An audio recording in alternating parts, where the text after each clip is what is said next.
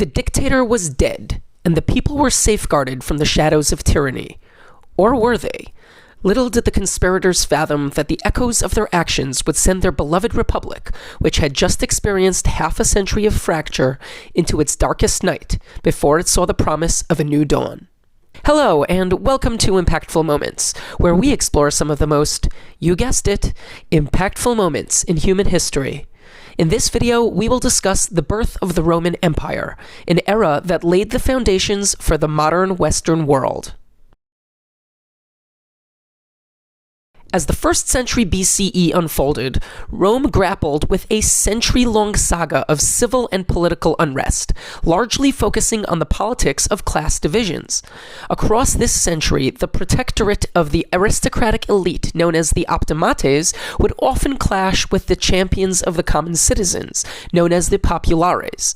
The stark divisions within Roman society manifested in conflicts like the Social War or the Sullan Civil War, where Sulla headed the optimates against the forces of Marius and Cinna of the populares. This tumultuous period gave rise to political titans, Julius Caesar, Crassus, and Pompey. Their strategic maneuvers within the complex realm of Roman politics led to the formation of the uniquely influential political alliance colloquially known as the First Triumvirate. Crassus's death and Caesar's fallout with Pompey led the two into civil war. While Caesar was victorious over Pompey, his accumulation of unprecedented power, in which he declared himself dictator for life, concerned the Senate, culminating in his assassination, leaving Rome in a state of political uncertainty. In the immediate aftermath of Caesar's assassination, a tentative truce emerged between Caesarians, led by Mark Antony, and the conspirators of Caesar's death, known as the Liberators, headed by Brutus and Cassius. On one side, this truce granted amnesty to those implicated in Caesar's assassination, but, on the other, also endorsed many of Caesar's reforms, or acta. One pivotal condition of the compromise allowed Mark Antony to read Caesar's will at his funeral. During Antony's impassioned reading, he praised Caesar's generosity to the people and subtly condemned the assassination, swaying public sentiment against the liberators, prompting their retreat from Rome. Caesar's will designated his great-nephew Octavian as his heir, leading Octavian to travel from Illyrica to Rome to claim his inheritance. However, Antony, possibly seeking to maintain power, refused to deliver the inheritance, citing the need to clear up the prior obligation of Caesar's estate. This created a divide between Antony and Octavian. Both leaders commenced campaigns building support across Rome. The Senate, led by Cicero and growing wary of Antony's power ambitions, threw its weight behind Caesar's great-nephew. As Antony continued pushing his agendas, he controversially assumed 2 Roman provinces, prompting the Senate to formally support Octavian and his new army, sparking the War of Mutina. Octavian's forces triumphed over Antony's in the Battle of Mutina, resulting in the deaths of both Roman consuls, and Antony being declared a public enemy. Capitalizing on the ensuing power vacuum, the 19-year-old Octavian forcefully marched his army on Rome, demanding the consulship from the Senate, which reluctantly granted his request. As consul, Octavian established a court that tried and condemned the liberators for Caesar's assassination. He also reconciled with Antony and his colleague Lepidus, and the three met on an island in the Lavinius River, forming the Second Triumvirate, which gave the trio unchecked power that arguably exceeded that of the previous triumvirate of Caesar, Pompey, and Crassus. The triumvirs created an environment of fear by declaring proscriptions in which anyone that the three men considered enemies had their land and possessions confiscated and were sentenced to death or exile. Among the men of the proscriptions were rich men whose properties provided the triumvirate with much-needed wealth, senators who might have been seen as threats to their power, including, despite Octavian's protests, Cicero, and the conspirators against Caesar. While the triumvirs had taken absolute power in Western Rome, the liberators and supporters of Pompey against Caesar, including Pompey's son Sextus Pompey, were building their own forces in the east. They solidified Asia Minor following the sieges of Xanthos and Rhodes, and built forces in Macedonia and Greece, eastward to Syria. Following the proscriptions declaring the conspirators as enemies, the Caesarian powers of the West faced off against the conspirators in the East in the Liberators' Civil War. Lepidus defended the triumvir's control of the western territories in Italy, while Antony and Octavian mobilized a combined 19 legions to Greece and Macedon. A series of battles ensued, culminating in 2 battles at Philippi, the first of which saw split outcomes, and the second of which resulted in victory for the triumvirs in 42 BCE. Brutus and Cassius, the leaders of the liberators, chose to end their own lives across these battles, solidifying the Second Triumvirate's control over both Western and Eastern Rome. Over the next decade, the Triumvirate faced various political trials, including the Perusian War, a smear campaign initiated by Antony's first wife, Fulvia, against Octavian. Despite this, the Treaty of Brundisium, symbolized by Antony's marriage to Octavian's sister Octavia, successfully reconciled their differences, leading to the renewal of the Triumvirate in 37 BCE. Antony also solidified his territories in Judea and Egypt against the Parthians, but embarked on a controversial affair with Cleopatra that would begin a series of reputational shifts in favor of Octavian. Octavian boosted his reputation with a victory in Sicily against Sextus, who had been disrupting Rome's grain shipment. In the aftermath of this victory, Lepidus lost his triumvirate status in 36 BCE after demanding Sicily from Octavian. In the east, Antony's reputation suffered another blow, with a humiliating failed campaign against the Parthians. The remaining triumvirs, or maybe duumvirs, then engaged in a series of propaganda campaigns against each other. Octavian painted Antony as an immoral and sacrilegious figure, given his relationship with Cleopatra and a procession of Roman gods that he ran in Egypt, while ceding many of the eastern Roman territories to Cleopatra's family, in what became known as the Donations of Alexandria. Antony's camp painted Octavian as cowardly, self-serving, and only militarily successful due to Antony's backing. When the triumvirate expired at the end of 33 BCE, its lacking third member and the fractures between Octavian and Antony dissolved any thoughts of renewal. Antony began building a following to complement his large army in the east, even creating a counter-senate with defectors from Rome. He further alienated himself from mainland Romans when he divorced Octavia, his Roman wife, in favor of Cleopatra, his Egyptian mistress. Octavian, meanwhile, with his fiercely loyal general Marcus Agrippa, strengthened his forces and reputation in Rome with a successful campaign in Illyrica. Acting on intelligence from Lucius Plancus, a defect from Antony's camp, Octavian took a daring political step by stealing and disclosing what was purportedly Antony's will to the Roman Senate. According to the alleged will, Antony wanted to be buried in Alexandria alongside Cleopatra, requesting the division of his possessions among their children and designating Caesarion, Julius Caesar's son with Cleopatra, as Caesar's heir. This calculated risk paid dividends, as it turned the public sentiment in Rome against the Egyptian favoring Antony. Faced with Antony's expanding army in the east, which induced panic in Rome, Octavian strategically declared war on Cleopatra instead of Antony to avert the onset of a civil war.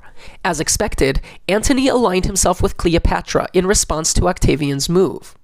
Octavian's general, Agrippa, initiated an offensive in Greece, strategically severing Antony's supply line by capturing a naval port at Methone. Antony mobilized his fleet, meeting Octavian in the historic Battle of Actium in 31 BCE, the final major battle of the Roman Republic, with Octavian's superior crews overwhelming Antony's forces. Recognizing the inevitable, Antony and Cleopatra boldly breached the Octavian ship wall, retreating to Alexandria as the majority of the remaining fleet was destroyed, marking the effective conclusion of the war.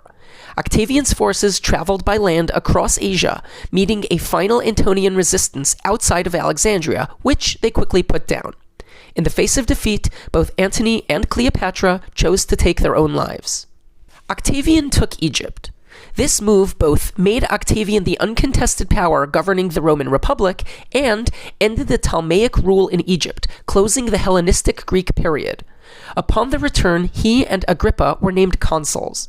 Over the next 2 years, Octavian began accumulating extreme power, while, in name, maintaining the Senate and the Republican structure.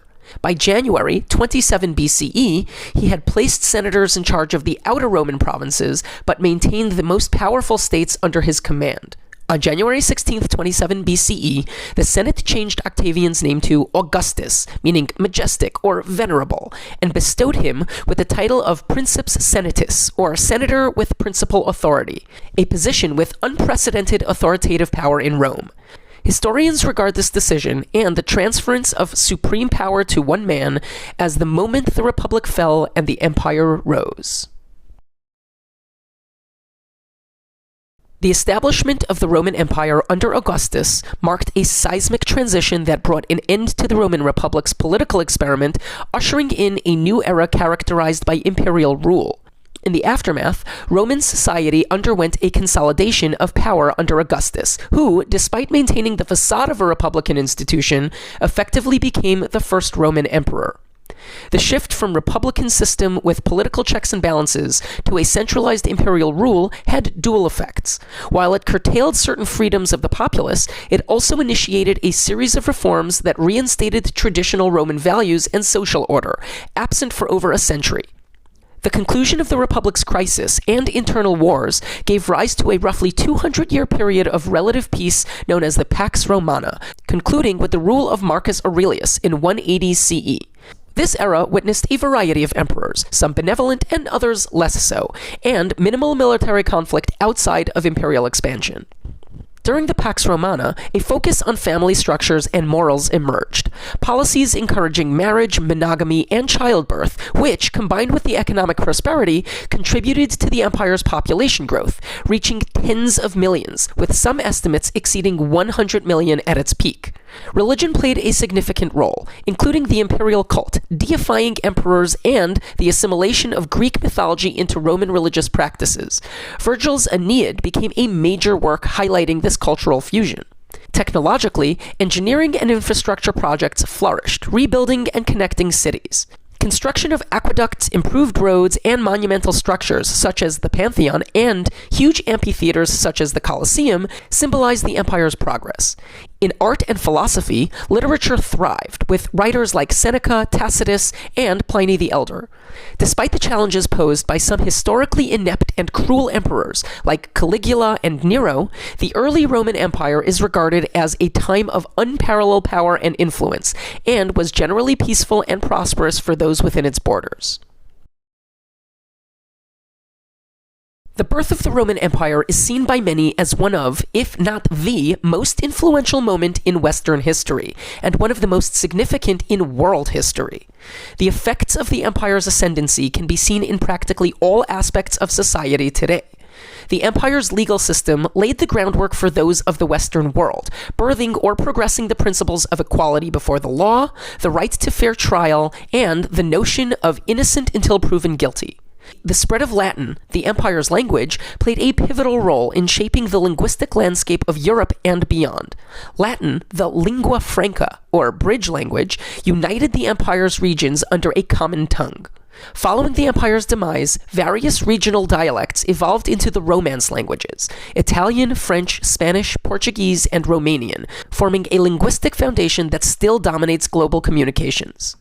Roman engineering and architecture, showcasing unparalleled innovation at the time, is evident in the longevity of some of their structures, many of which still stand as remarkable sites today, including the Colosseum, one of the 7 modern wonders of the world. Roman engineering principles also influenced subsequent generations of architects and engineers, shaping the development of infrastructure and urban planning. Moreover, the Roman Empire set in motion the trajectories of 3 major world religions. The acceptance of Christianity under Constantine and its adoption as a state religion under Theodosius resulted in the religion's spread, originally in Europe but eventually across the globe throughout the Age of Exploration. Judaism faced an initial diaspora from Judea following the destruction of its Second Temple in 70 CE, and a more complete exile following the Bar Kokhba rebellion in the 2nd century CE. This dispersion across the globe has been a defining characteristic of the religion for millennia. The Byzantine Empire, a spawn of the Roman Empire, would also participate in a series of Arab-Byzantine wars with the early Islamic caliphates, significantly shaping the religion's rise and spread. The impact of the Roman Empire transcends political, cultural, and intellectual spheres, leaving an unparalleled imprint on the foundations of Western and global civilization. The remnants of Rome continue to shape practically all aspects of the contemporary world, a testament to the legacy of an empire that rose from the ashes of a falling republic. If you enjoyed this video and found it informative, please consider liking and subscribing to our channel. Your support helps us to continue creating captivating, impactful historical content. Thanks for watching.